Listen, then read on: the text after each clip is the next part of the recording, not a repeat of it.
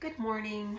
This is Jen, the Liberty Lion, and today I'm going to just talk for a second about what I've been up to. I'm still unpacking at the new house and trying to get things organized and put away and find, just the right spot for everything.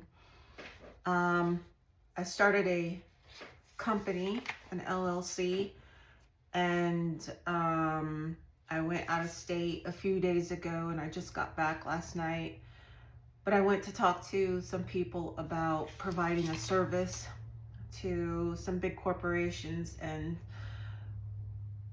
quite surprisingly, they were very receptive, and as soon as I'm ready, they're ready to start making contracts with me to provide this service to them. So I'm excited about that.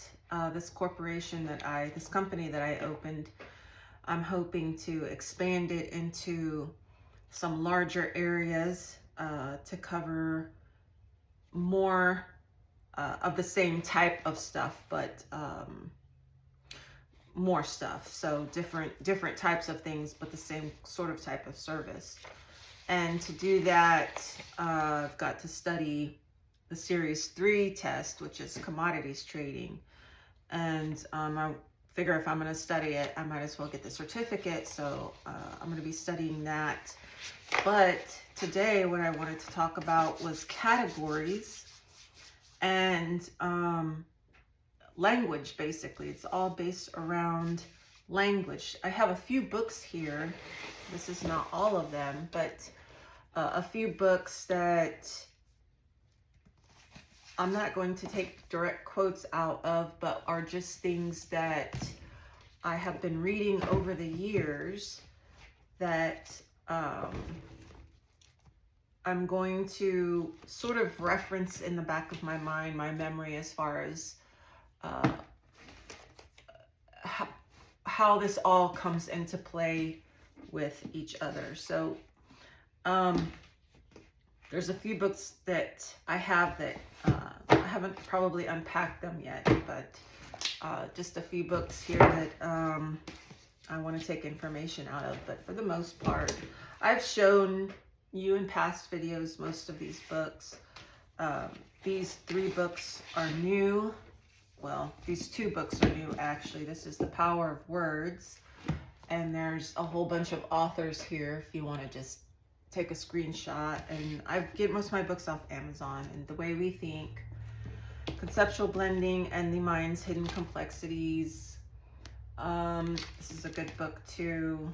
And then of course I have my notes, and one of my all-time favorite books, Constitutional Law is Fiction, which I've talked about in so many of my videos. I've referenced it in so many of my videos. You should all be, if you've been following me, quite familiar with this book. If you're new and you haven't really been following me, it's L.H. LaRue, Constitutional Law is Fiction. So he's not saying that constitutional law is fiction necessarily, but he's saying that a lot of judges' opinions are based on fiction. And then he talks about how to spot the fictions, which is kind of the same thing that this book talks about, Minding the Law, by Anthony Amsterdam and Jerome Bruner. And then Reading the Law by Antonin Scalia and Brian Garner. Good book. I heard from someone that Brian Garner was the person who actually wrote the book. Anthony Scalia didn't have a whole lot to do with it, but maybe hearsay, I don't know. So the premise of this video is about language and how language can be used deceptively. We have court cases, that create case law that's used, and then the police or whoever use these court cases and case laws as part of their script when they pull you over or they're interviewing you or interrogating you or whatever, to use against you to get you to act a certain way or do certain things or give information up. So blending is what it's called in this book, and categories is what it's called in this book. And this book kind of does both. And then this book doesn't really talk about blending or categorizing, but it talks about rhetoric. And rhetoric can be called persuasive speech. But I've also read in a book, and this is as much of a quote as I can remember, is that rhetoric is like babbling. You're just going on and on and on trying to convince someone of something. And that's basically what case law is. That's basically what even some Supreme Court decisions are. So when they say constitutional law is fiction, what he's saying is that, not that the Constitution is fiction, but the case laws and the court decisions and how they're written are, for the most part, fictional because of the way they use language. So in this video, I'm calling out all the lawyers, attorneys, politicians, judges, cops, sheriffs, military, active duty, troops or commissioned, non-commissioned, warrant officers, citizens, public, private citizens, retired people, active people in the military, anyone who knows something but hasn't yet spoken up. I'm calling you out. You need to speak up. The current system is built on, I put a lie, but really it's tons and tons of lies. It's built on deceit, fraud. It's built on force, threats, coercion, rhetoric or babbling, persuasive speech. I'm calling you all out, and I'm calling you out because you know, and you know that some of us know that the fraud in the system exists. The lies exist. Okay, so to start, I want to talk about categories and how categories are created. We have, for example, eating utensils, forks, knives, spoons, and we call them silverware or utensils, just generally utensils. But then we have cooking utensils, and that's different from eating utensils because we don't cook on the things that we use. We don't eat with the things we use to cook because we don't want to put our germs in the food. So we use different utensils, but altogether, these are kitchen utensils. We don't eat from the things that we cook with, and we don't cook with the things that we eat with. So your set of utensils is for your eating utensils are for your personal use, right? Individually, you have your set. And then we have guns. Okay, so we have guns. We have different types of guns. We've got 9mm. We've got 5.25s. We've got 40mm, 45s. We've got all different types of guns that hold different types of rounds. But these are generally classified as weapons or just guns. But we can add to that, and we can call a lot of different things arms.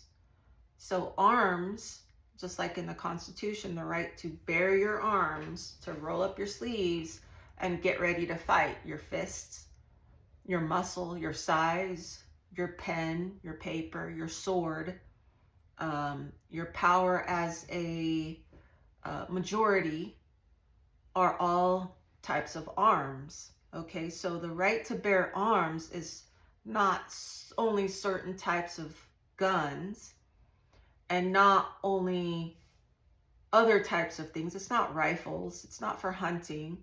These are arms. Anything you need to show off your power. Anything you need. A stick.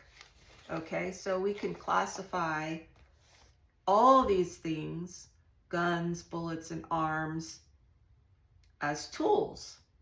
Okay, so now we've just broadened the category. So now we can put our carpentry tools in there. And I'm not talking about just the right to bear arms at this point. I'm talking about how categories are created and how they're used. So I had a conversation with the police officer a couple months, about 3-4 months ago, and she was telling me that they ask people for weapons, if they have any weapons. And I thought to myself, when I took the concealed carry class, he distinguished the difference between guns and weapons. So when the police says weapons, they're talking about something you're going to use to hurt somebody with, not necessarily used for self-defense. So if you say, well, I have my arm or my self-defense tool or something along those lines, it's different from saying that I have a weapon.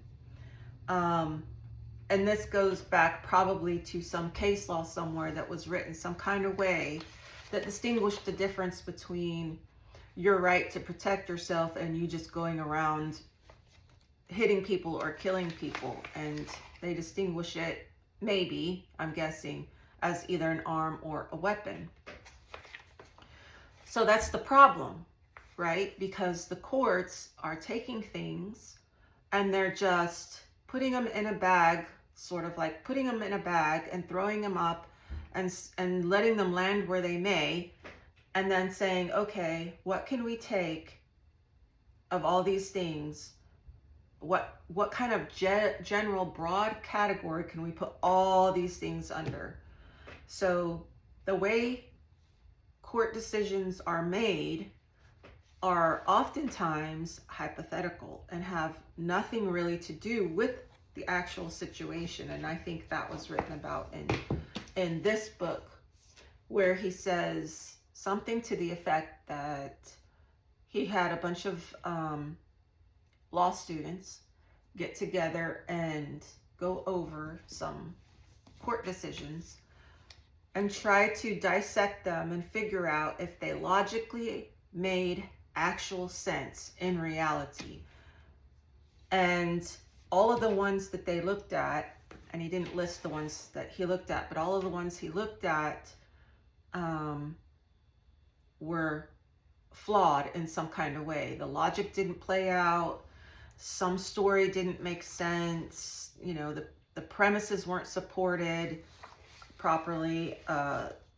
So Supreme Court and any court decision has problems with it because of the way, oftentimes because of the way they categorize things.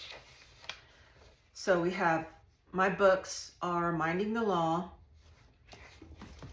this one, Minding the Law, and this one, The Way We Think. So again, he calls these things categories, but he also mentions tropes. And tropes is something that we've talked about. This guy calls it blending. Okay, so two or more things brought together to create something new. And he's got several really good examples of it.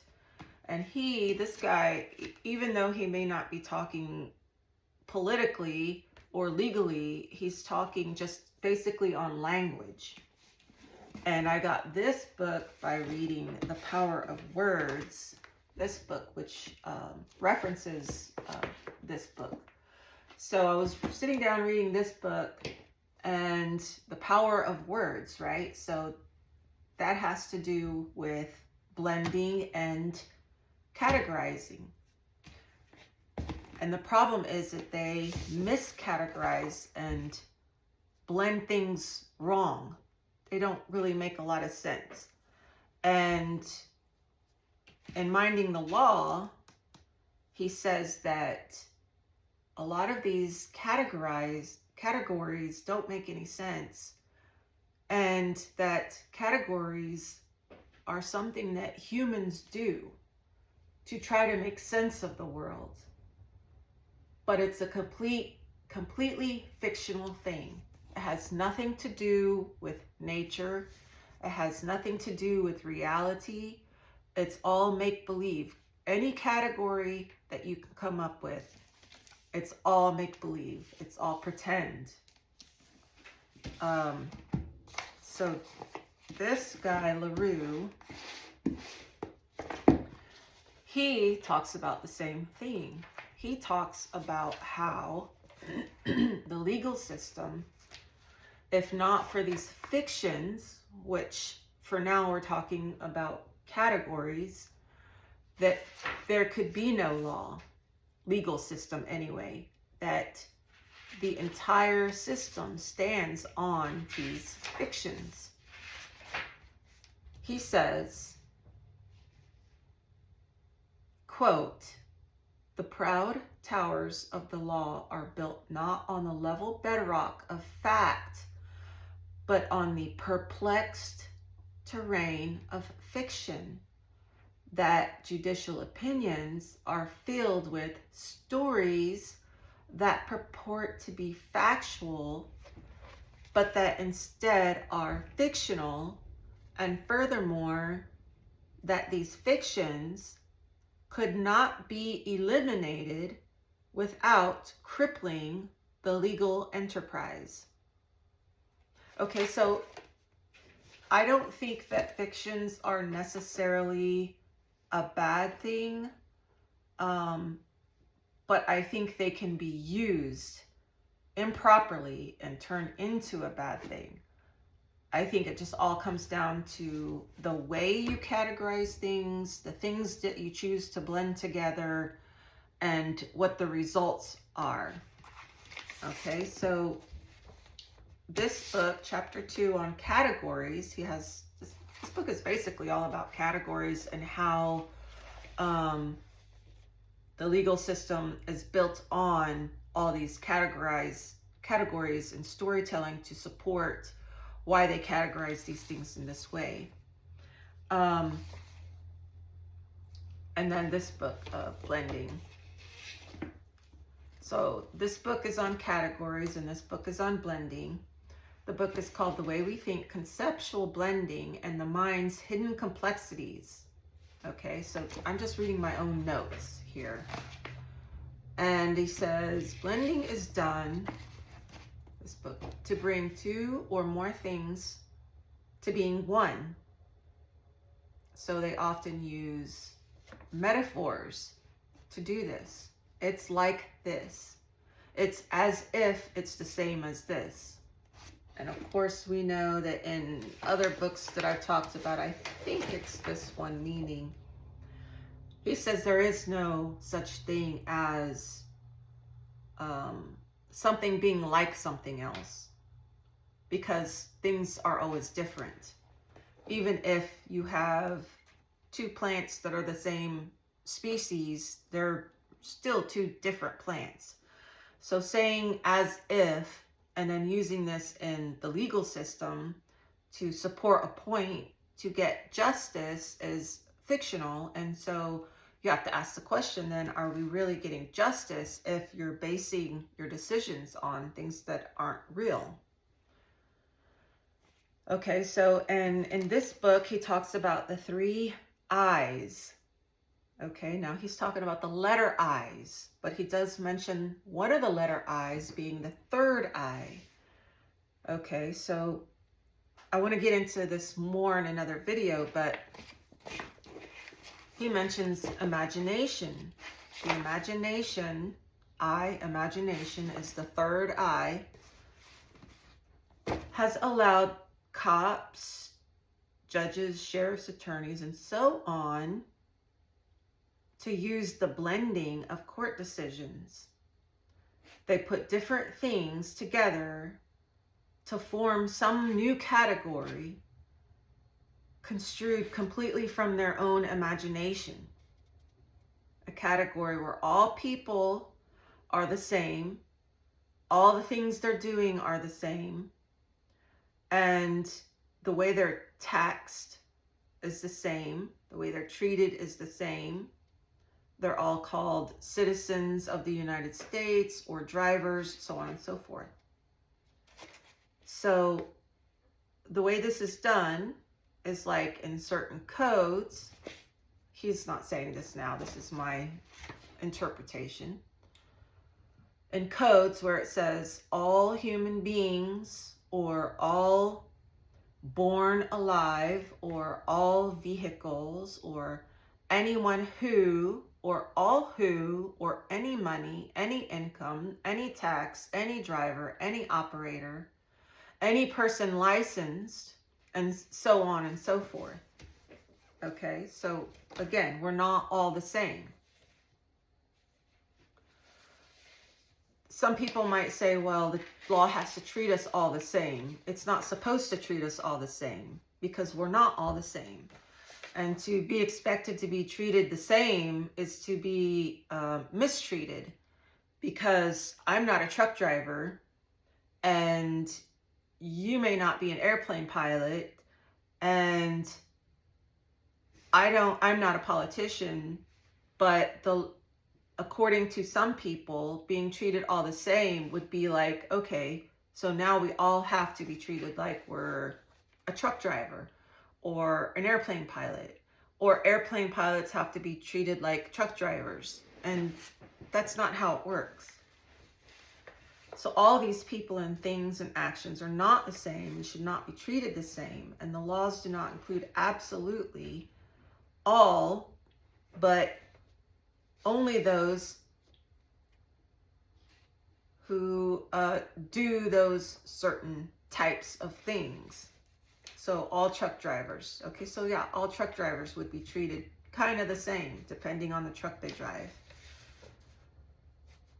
There are different types of arguments that you find in judicial opinions.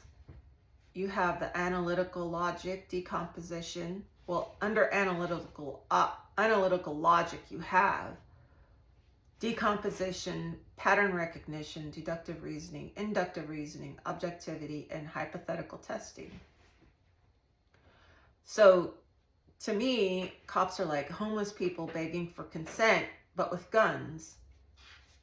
Cops are like salesmen, but instead of selling a product or service, they're trying to get you to buy into an illusion, into a lie, into a fraud, which is that they have any authority.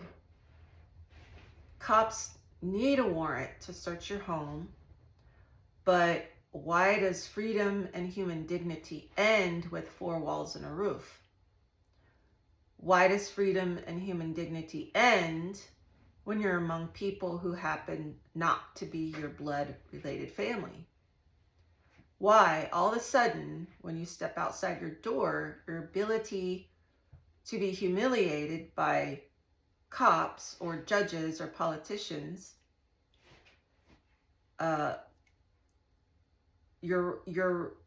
right to humiliate you instead of serve you ends when you leave your property. You go out into the street. And some people might say, well, you have the public-private thing, but no, you still have private rights in public. You still have property rights in public. If a man comes up to me and grabs my purse, that's my property. But if a cop comes up to me and demands I pull over and show him some papers, why is the cop authorized to humiliate me in such a way, whereas just a random person cannot take my purse? When cops really have no more authority than a man on the street. So dialectic is discussing the truth of things or investigating the truth of things. So that's what we want to do today. We want to talk about the truth. Some people can't handle the truth and they want to kill the messenger. So let's try to get out of that mindset okay? Let's not be mad at me for delivering information to you or any of the writers in these books who are also delivering information to us. Let's not kill the messenger. Okay. Rhetoric, as I said, is just persuasive speech called babbling on and on about something, about nothing important, but is meant to be persuasive. People can be fairly easily persuaded. And that's what he's saying, that the fiction of the legal system is built on like fraud. It's built on rhetoric. It's built on persuasive speech. It's the foundation is not very solid because it's weak. It's fake. So rhetoric is found in some court opinions. Okay, so I just want to clarify, maybe not all court opinions. Maybe some court opinions are really great opinions and support the actual true laws and the things that we've all agreed on, the contracts, such as the Constitution. So not all court opinions are built on weak hypotheticals. So there's the use of double meaning, and all interpretations of law should be suspicious. Writers sometimes make a case by appearance only. They only appear to be making a case for something. Here, at this point, the writers of Minding the Law have the same ideas of Austin's explanation of illocutionary and perlocutionary. So I have a video out there on Austin's, is it Theory of Law? I think it's Theory of Law or Austin something. And he talks about illocutionary and perlocutionary acts and how they all relate to each other. And I go extensively into this book. I read to you from it, and I explain it in my way of interpreting it, my interpretation. I explain. So this book here talks about Austin's information that I did the video on, the illocutionary and perlocutionary. So the illocutionary is the communicative force. So locution synonyms are expressions, terms, phrases, idioms, words, saying, phrasing, diction, phraseology, the language that a person uses, articulation, utterance, terminology, inflection, style, etc. So illocution is your language, not just the way you speak, but how you speak it, your tone, the words you choose to use, how you phrase them, all this kind of thing. So it's a communicative force, like commanding or requesting within a statement. Perlocutionary are the effects that those commanding things have. So the cop comes up to your window, he has his script, he has his the things he says, it's the law, Supreme Court has decided, blah, blah, blah, right? So that's the illocutionary force. The effects that has is compliance, right? Well, we comply. Well, the cops know the law better than I do. Actually, they probably don't. So one of the things that they say, for example, is all drivers and all vehicles, they all must be registered. You all have to have a driver's license. All of us. They've put us into a category because in certain codes it says all drivers, but we're going to get to how it's not accurate, that it doesn't actually mean all drivers, even though it says all drivers. So this is only partially clear. Partial clarity is acceptable to the speaker because the speaker may believe that it is clear. The speaker may not be clear to the reader or listener. So when someone says something, they believe what they're saying and they believe that they're being clear when they say it. How much more clear can you be when you say all drivers? So the phrase all drivers does not actually mean that all people who drive are part of the all drivers in all drivers, because we're talking first about a title to a code that has already limited the drivers in all drivers. So it's not all drivers. That statement was meant to be confusing. So if you're confused and you're saying, what the hell is she talking about? That was the intention. Because that's what courts do, and that's what judges do, that's what the cops do. They're not being clear, even though they think they're being clear. So all drivers are only the drivers who drive certain types of vehicles or doing certain things in those vehicles. So all drivers in the transportation code are only commercial drivers, at least in Texas. I don't know about other states. So how is it all drivers are not all drivers? Because they didn't leave it in proper context. They took it out of context. They took, of all the statutes, like Texas has like a bazillion of them, all the statutes, all of how the Constitution is divided into sections, and all those sections are divided into sections, and all those sections are divided into parts, and all those parts are divided and divided and divided. They go all the way down the line, and they find something that says all drivers, and then they said the law says all drivers. But they forgot about looking at all the parts, right? And all the parts say drivers who do this, all drivers who do this, all drivers who do this, all drivers who do this. Those are the all drivers. And no part of the all of the Texas statutes does all drivers mean every single person who drives.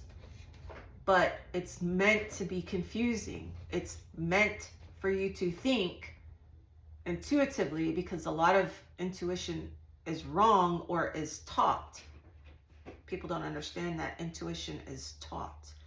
It's taught to us by our parents. So I intuitively know that when I turn 15, if I want to drive, I have to get a learner's permit, and then I have to get a driver's license, and I have to drive only a registered vehicle, because that's what the laws are for. But all those laws are for the way we do contracts, the way we contract, and contracts are a commercial activity.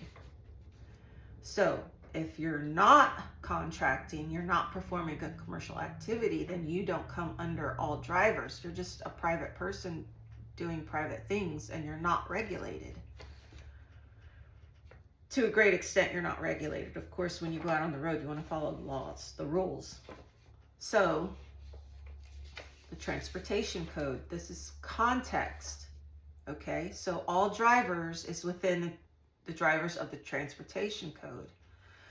This allows us to limit the category. Now all drivers is limited. It's not all drivers, because we're looking at the transportation code. Only the drivers, but all drivers who come under the transportation code. So all drivers under the transportation code.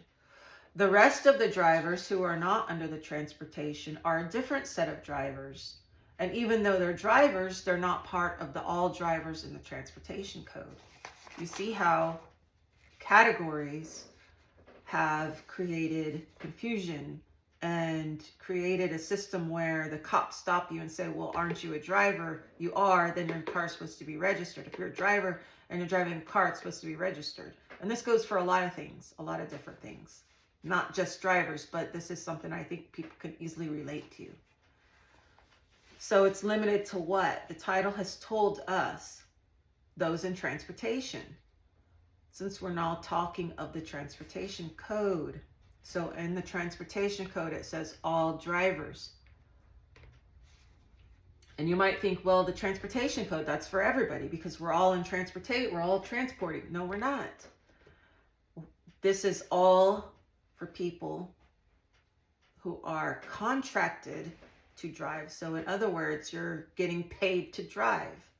You're under some sort of contract with someone to drive. You're getting paid for it. Okay, so now we further classify all drivers, since the transportation code is for those in commerce. We now have the drivers commercially driving who are transporting people or things. So they're providing a service by transporting people, or they're transporting things. So transporting what? So all drivers who are commercially under contract or getting paid to drive is a commercial driver. And then commercial drivers come under the transportation code, which comes into the laws of the state of Texas, because the state of Texas regulates all the contracts, which are commerce, which are legal, right? Because remember, I said there's, I think it's it's West's legal thesaurus. And it says that at the age of 18, you become legal, not because you're with the majority, but because you're now able to contract. You can now contract at the age of 18. And that's legal. So legal is contract. Anything legal is contract. So transport what? Commercially would be goods or provide services. So things or people in commerce, which means you're getting paid for it. It's for money. You can have a commercial vehicle, a commercial license, registered commercially, and drive in commerce and do someone a favor and not be driving in commerce, but you're still driving in commerce, so to speak. In Texas, there's an old law that says that farmers, this was from the 1920s, farmers who only have one vehicle, like a farm truck, can use their commercial farm truck to do private things. So there's an exception to the rule. The exception to the rule is that you can use a commercial vehicle, one that's registered as commercial or just registered, to do things like drop your children off at school or stop at the store and get groceries. And so for those situations, the farmer is driving his commercial vehicle but is not in commerce. Okay, so he's doing a private function in a commercial vehicle. So you can use commercial vehicles for private things. So at that point, he wouldn't be all drivers in the transportation code because he's not acting in a commercial capacity. He's acting in a private capacity, doing private things, but in his commercial vehicle. So some commercial vehicles can be used to do private things. So when you're in a commercial vehicle doing a private thing, you're no longer under contract and you're not in commerce. Because apparently the government has given itself the right to regulate commerce, which I believe I've heard one of the top figures in the world today, in America, talk about how commerce has been taken out of context and regulated to an extent not intended by the Constitution.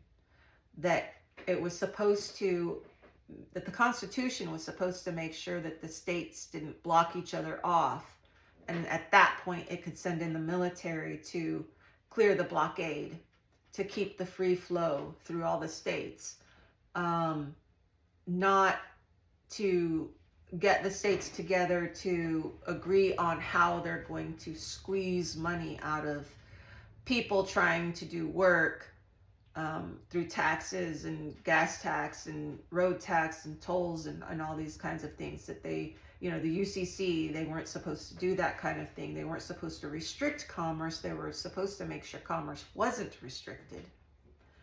And that another figure, a different one, had said that originally it was the commercial vehicles, the commercial drivers who paid certain taxes because businesses were the main taxpayers, and that they were the ones that paid the tax for their commerce to be delivered, and that the rest of us didn't pay that tax. And registration is a tax. Registration of your vehicle is a tax. The regular people, we weren't supposed to pay that. They were supposed to pay it. And it had something to do with how certain taxes and roads was a business thing, something businesses did. So doing something because everyone does it. Oh, I gotta back up a little bit. So we have drivers driving commercially who transport, but transport what? Commercially would be goods or provide services to businesses, right? So businesses hire people to drive and bring them their products, and they're the ones that had the tax and did the whole thing, and they paid for the roads, and it wasn't private people. So it was our benefit that we didn't have to pay that, because for one reason we would be having more money to spend on products. So, and we're not under contract when we go buy something. We just go to the store and go shopping. We're not under contract. Even though we go shopping, some people might say, well, paying money to someone at their store because we're shopping there and then going home and driving the things home, that puts us in commerce. No, it doesn't. It still makes you a private person doing private things, like the 1920 something exclusion of commercial people doing commercial things when they're acting in a private capacity, right? So farmers who had only one vehicle, one truck, a farm truck, could use their farm truck to do private things. So now we need to talk of a word called normative, basically what's normal or what's culturally accepted, what's deemed normal by the society. That's what's normative. Some people refer to the common law, and I think normative is not just common law, but how we interact personally between one another. That's also normative. Normative behavior, just normal behavior. So doing something because everyone does it or because it is normal does not make it the law, or illegal when you do not do it. So normative things are often cited in judicial opinions, but not doing what's not normal is not illegal necessarily. So we normally get a driver's license and normally register our vehicles and normally call ourselves a driver, but it's not always the case that every person who drives is a commercial driver in the transportation code. Though all those transporting commercially with a certain type of vehicle, like a commercially registered vehicle, is a driver under the code. Not all drivers are under the code when they're not driving commercially.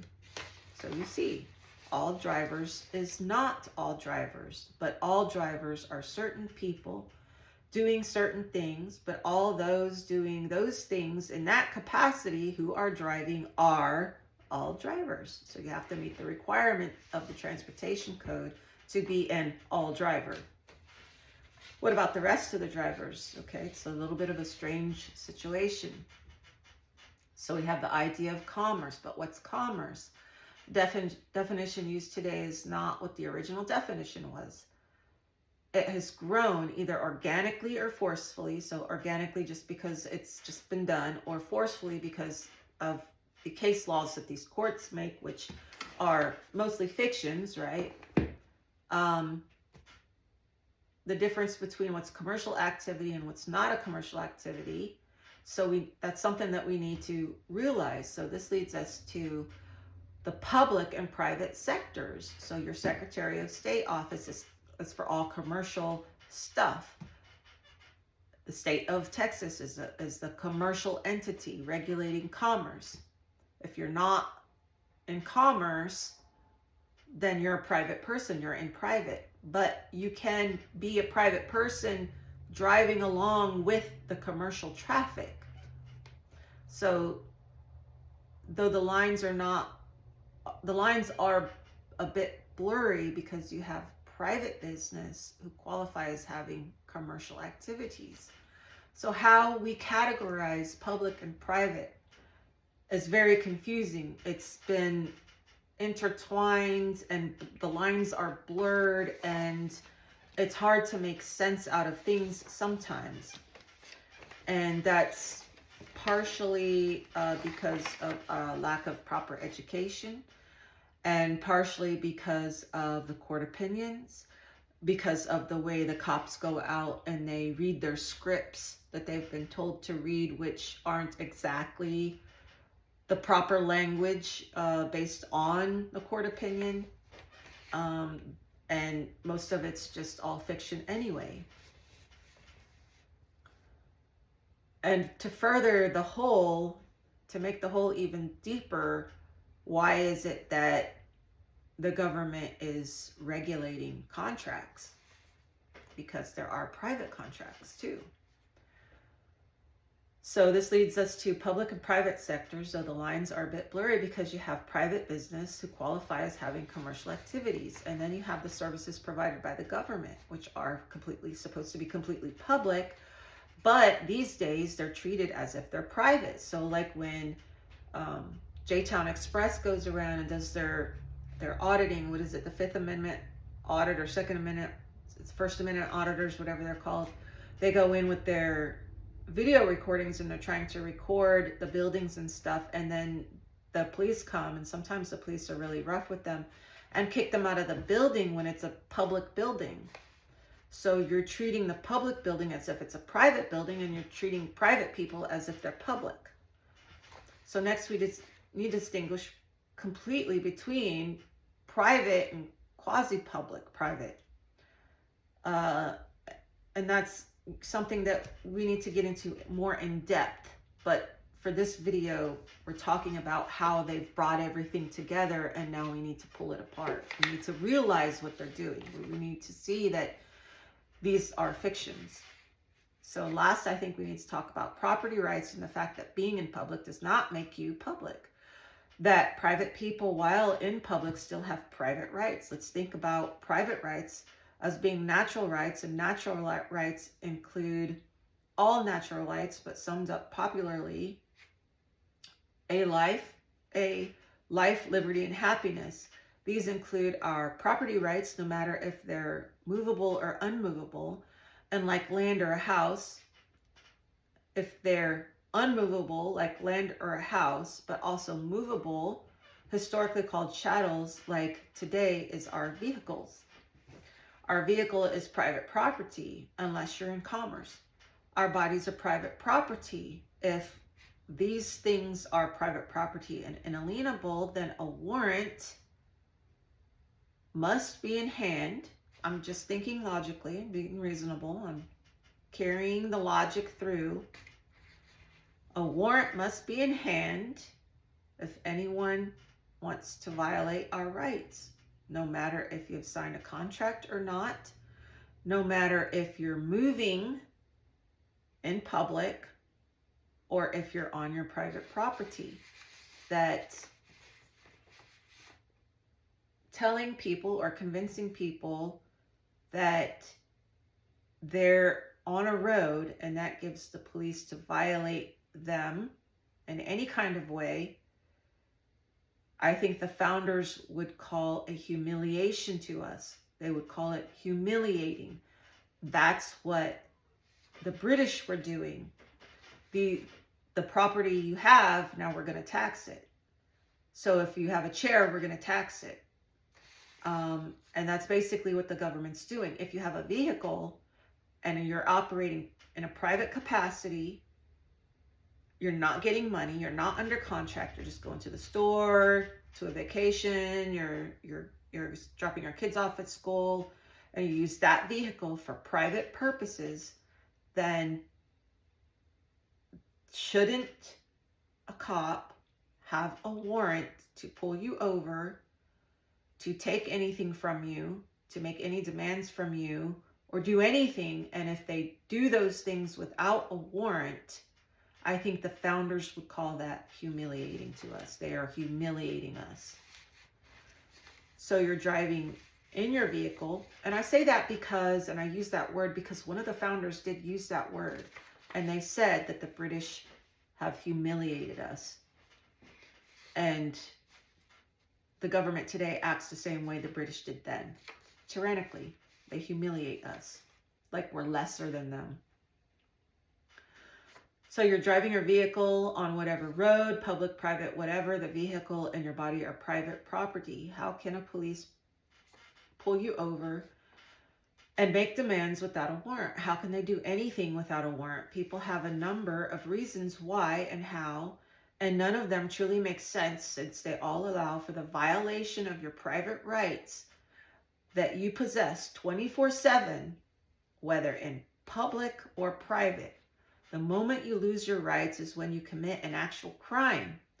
But in the event or in the process of committing a crime. But there has to be proof that a crime has been committed before a warrant can be obtained. So they can't just say, well, I'm investigating a crime, therefore now you have to give me all this information. Investigating a crime does not give the police a right to humiliate you. And humiliate you by treating you like a lesser person when they're supposed to be there to serve us. By treating you as if you are a public entity. I'm not one of them. I'm not a cop. I'm one of the people that the cop serves, that they work for. Don't flip the script. Don't turn it around and act like you have more authority than I have. And that since I haven't done anything wrong and I haven't committed a crime, that you still have the power to interrogate me, to do all these things, to whatever. So if a cop says, well, we'd like you to come downtown and da-da-da-da-da, get a warrant. Get a warrant and I'll come downtown. Well, you're not cooperating. I am cooperating. I'm just not going to let you humiliate me. I'm not going to let you humiliate me and use me to benefit you, because anything I say can and will be used against me. And that's humiliating. So I'm not going to let you humiliate me. If you want me to come downtown to answer questions, get a warrant. If you're driving down the road, speeding, or committing an act of hit and run, and a police person pulls you over, where's his warrant? So you don't need a warrant when you see someone commit a crime. You need a warrant to bring certain people in if a crime's been committed and you have reason to believe they're the ones that did the thing. So I'm trying to compare this to them acting as though not having like a tag on your car or a sticker, registration, or whatever, that when they pull you over, they act as though you've committed a crime. If I've committed a crime and you have proof that I've committed a crime, where's your warrant? You want to give me a ticket and agree to come see a judge, but that's a contract. And that puts us back in commerce because you want me to sign it, but I haven't committed a crime. So you want me to agree to do the thing. That's like the cop saying, hey, we're investigating a crime. We have reason to believe that you may be involved. Would you mind coming downtown and talking to us? The answer is get a warrant and I will come down and talk to you. If you don't have a warrant, then you're just reading a script, you're blowing smoke up my ass, and you don't actually have reason to believe I've committed the crime. You just don't have anybody else because you don't know who committed the crime. So if you have reason to believe I've committed the crime, then the judge should sign your warrant. Go get a warrant. Go get the judge to sign a warrant. The judge is supposed to decide if a crime's been committed. So in some states, they say it's a crime if you don't register your car, but who's supposed to register their car? Everybody, or those in commerce, those with a contract, those who've agreed to do certain things for money in a business capacity. So where's the cop's warrant when he pulls you over? He can investigate a crime, but there's no requirement for you to participate, just that you cannot obstruct. So if you obstruct and they see you're obstructing, they still need a warrant for the crime of obstruction to even put their hands on you. And that is true freedom. So when we see the cops and we say, well, you know, it's the cops and we're supposed to be good citizens and, you know, support them and do all these things to show how compliant we are and we're good people and all this stuff. That's us humiliating ourselves, okay? When we just comply and we don't say, well, you should get a warrant if you think I've done something. That is us rejecting their offer to humiliate us, or rejecting their offer to contract with us. And remember, contracts don't have to be signed. You can form a contract on a handshake. You can form a contract by performing the act of shaking. Remember, this was Austin's theory of law, the illocutionary, perlocutionary, and all these things. And this blends into the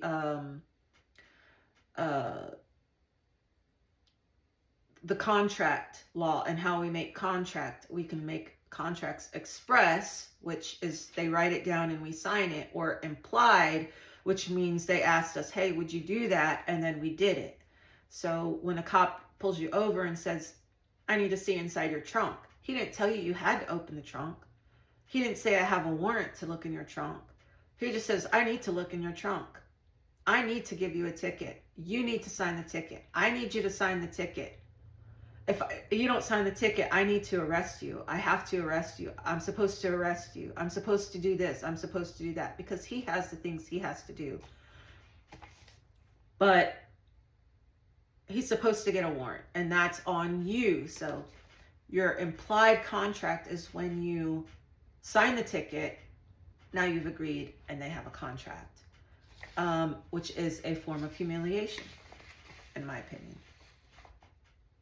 So the system, all the court cases, not all of them, a lot of the court cases and stuff, they don't recognize our human rights. We are supposed to recognize our human rights, our universal, unalienable, or inalienable human rights. The next thing we need to be aware of is that there are many different types of laws, who the laws applies to, and what's a law and what's a policy. And just because a law is, or a policy is codified, doesn't mean that it's necessarily a law for everyone. So you have the natural law, you have commercial law, you have moral law, you have different types of law. So when a cop comes up to you, open your window, ma'am, you it's the law, you have to do that. Is it really a law? And if it is a law, what kind of law is it? Or is it just a policy that's been codified? So they have all these blendings. They all just say, well, it's the law. Is it a moral law? Is it a commercial law? Is it a natural law? I know a natural law doesn't require me to have my vehicle registered. And some people will say, well, because it's a mechanical object and blah, blah, blah. Okay, but I'm allowed to have property. I'm allowed to have property. So if I'm allowed to have property, and property is anything movable or unmovable that is mine, then why do I have to register my private property, even if I'm using my private property in public? So my vehicle, I say, is much like my purse. You don't have the right to my purse, and the cops don't have the right to my vehicle unless they have a warrant. And that's there to protect us, to keep us from being humiliated. So if you look at the Constitution and the state constitutions, and all this kind of stuff, it's really based on the rights of people. The rights of people to have their rights and not be humiliated by their government. War, arbitrary war, is a humiliation upon people. Okay? It humiliates us. When our government takes us to a war, it humiliates us because it robs us. It robs us blind. The taxation system is a form of humiliation. Telling us every single person on the road is all drivers under the transportation code. They're humiliating us. They're putting all these things together, blending it, mixing it all up, confusing it, taking it out of context, performing hypotheticals, making us do things without a warrant, costing us tons and tons of money. It's a humiliation. They're humiliating us. They're confusing us to humiliate us. Okay, so we have to ask, does money mean commerce? Is all money commerce? Is it commercial? The basis of having commerce regulated requires us to believe that money is always a commercial transaction.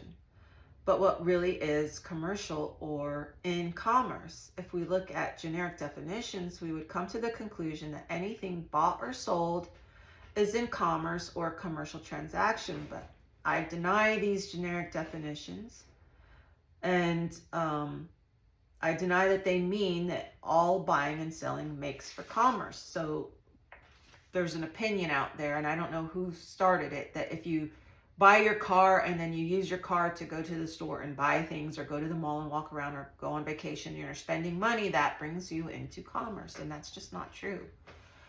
Because commerce is related to contracts and providing a service. So you're providing the service.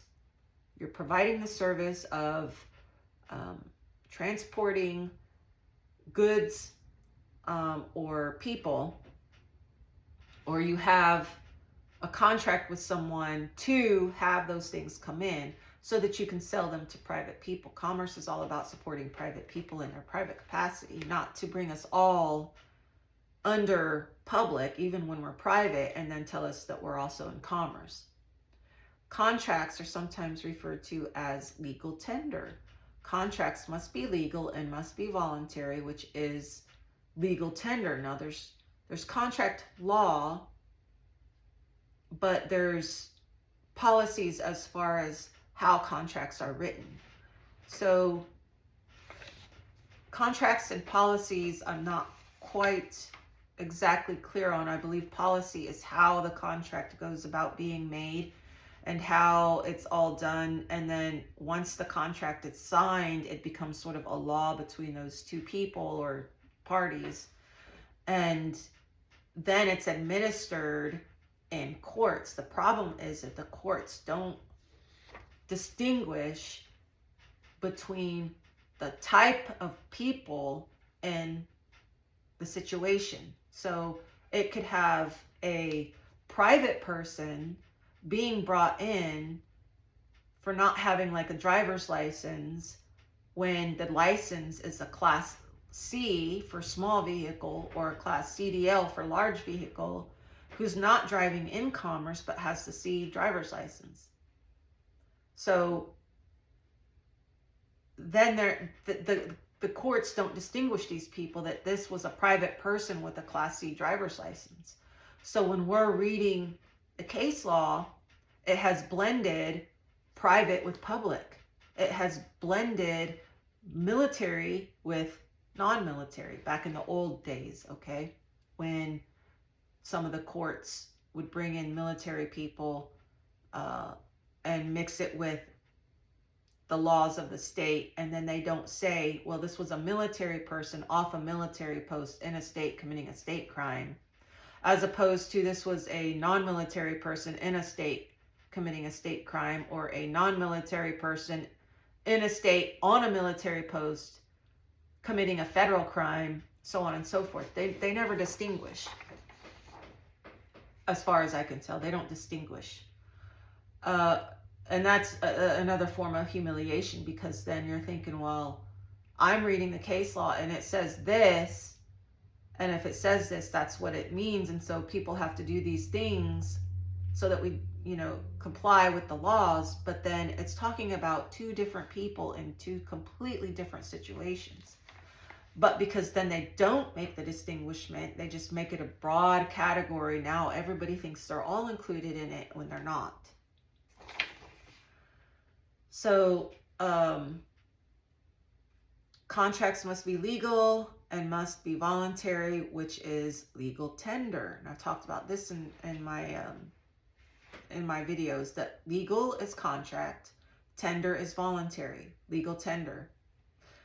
So it's a voluntary contract. So contracts must then be a form of currency because legal tenders currency. So the dollar bills that you use is a contract money, not really money, a contract, a currency. The contract is current, meaning that it complies with all the current policies. So you have titles out there that are constantly being updated, and that these are policies, and contracts have to comply with the policies and procedures. So when you're using the Federal Reserve note, which is a contract money, a voluntary contract, legal tender currency, you're also saying that you're going to comply with all of those policies and procedures, which the IRS code is one of them, which is why the Federal Reserve note is so corrupt and puts us outside of the Constitution and puts us into a situation that we don't realize we're really in. And when you use the legal tender or contract money, you're saying that you're going to comply with all those policies. And if you don't, and you don't pay your taxes, or you don't do this, that, the other, then you haven't followed the contract, the terms and stipulations of the contract. So let's say taxes, if you don't pay your taxes, but you're using the Federal Reserve note, they got you. They got you because you're using the Federal Reserve note as a contracts are expressed or implied as an implication that you're going to follow the policies and all the stipulations in all the contracts that are written that are forms of currency, which are your rules to using the legal tender. That's the main reason why we need to go back to, I'm sorry if you hear my chair squeaking, that's the main reason we need to go back to gold and silver, because it takes us out of all those contracts, all those policies that we have to follow, because they're not really laws unless you're using the money. Once you're using the money, it becomes the law, right? Because the contract is the law and the law is in the contract.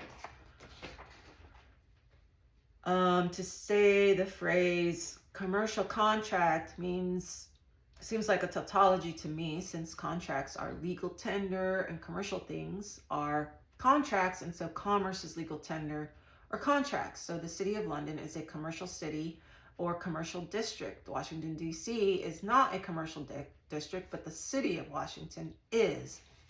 And I say that because these are all places that are considered in commerce and outside of private and the actual real law. So it's meant to be confusing. It's meant for you not to intuitively understand it, because the intuition is taught from a young age. I think people have a misunderstanding of what intuition is. Some people will call it wisdom, but where do we get our intuition from? Our intuition comes from what we learn to accept as reality, and then we consider that our wisdom.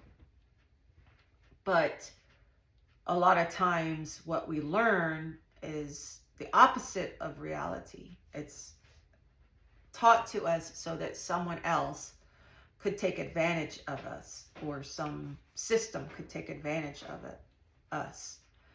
So I'm calling everybody out in this video. Everybody who knows anything about the corruption in the system, if you're sitting there and you're not saying something, then you should be.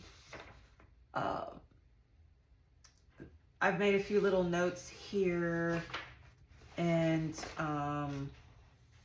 it's kind of all scattered, but I said categorizing, as far as categorizing goes, they're completely fiction. They're made by men out of their own minds. For thousands of years, we've been categorizing. People will say, oh, it's patterns. Well, it's not really patterns. It's just you looking out into the world and trying to make sense of things, so you're categorizing things. But categorizing creates meaning. So when we're taught that everyone has to have a driver's license, that creates a meaning to us. It's sort of like it becomes a rite of passage. It's something that we hand down, information that we hand down to our children. Everybody has to get a driver's license. Everybody has to do this. Everybody has to do that. It's, as LaRue says, a fiction.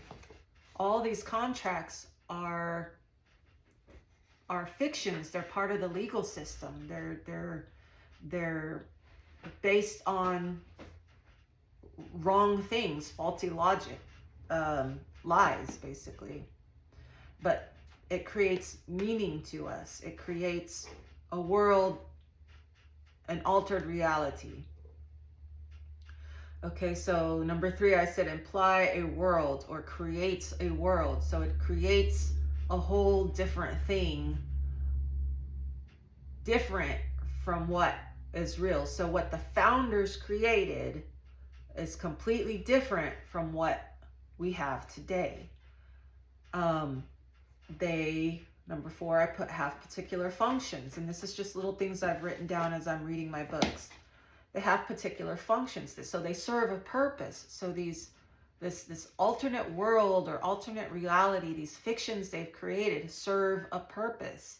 They have a function, and the function is usually to serve someone else, to make someone else wealthy, to make the government bigger, to get people to comply with things so that they can have what they feel is order. Or, you know, a new president comes into office and he wants to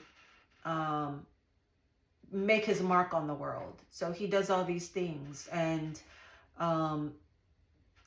alters reality for the rest of generations to come.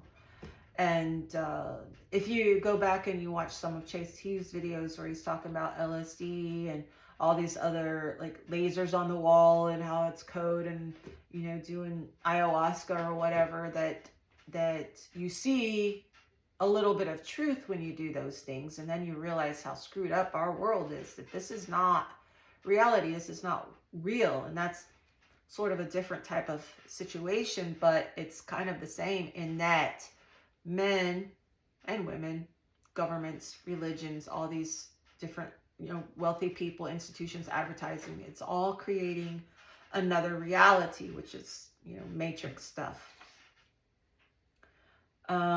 It becomes, after a period of time, cultural. It seems normal. It's normative. It's the way our society functions. It's the way we work.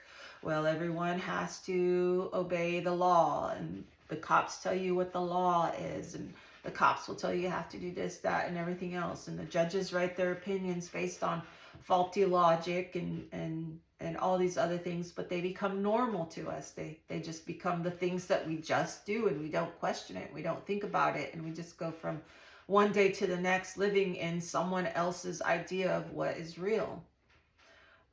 It's never final. It's always changing. The human mind cannot resist the temptation of creating categories. It's just something that humans do. We're always constantly creating and altering reality. So Kant, he talks about this in space. He calls it space-time and causality.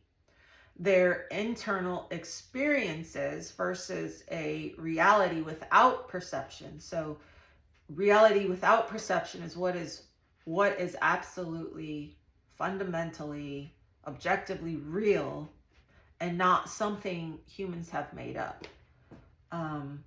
Space and time are learned, it says can't, and do not actually exist. So that might sound really crazy to some people. It kind of did when I read it, but then I thought, well, you see the circle with the man inside, and the man is measured out, and he's got a, you know, ratio, this to this and this to this. Like, you put your arms out, from fingertip to fingertip is your height, from here to here is your foot, you know, your hand and your face, your ears and your eyes set certain ways. And so we measure things based on our ability to travel that far, or a step, or an arm's length, you know, a stride, you know, all these things. We measure them based on our human body. So another creature, an intelligent creature from another planet, might have a completely different way of measuring things. We measure things in our age, a generation, a lifespan, our youth, you know. So everything is measured based on a fiction, based on us, really. So that's our measurement, but it's not the measurement of an absolute reality without our perception. I've read some other stuff on it, like on how authors write, and they write from their perception. Like, he was looking up at the roof and there was a cat sitting on the roof, or he was looking up and saw the cat sitting on the roof. So now you know he's down low and he's looking up and he sees the cat. So we write, we interpret it, we understand it based on our perception, and we create things. Like I said, arm's length, so many feet. Our feet is like about the average size of a foot, an actual human foot, so on and so forth.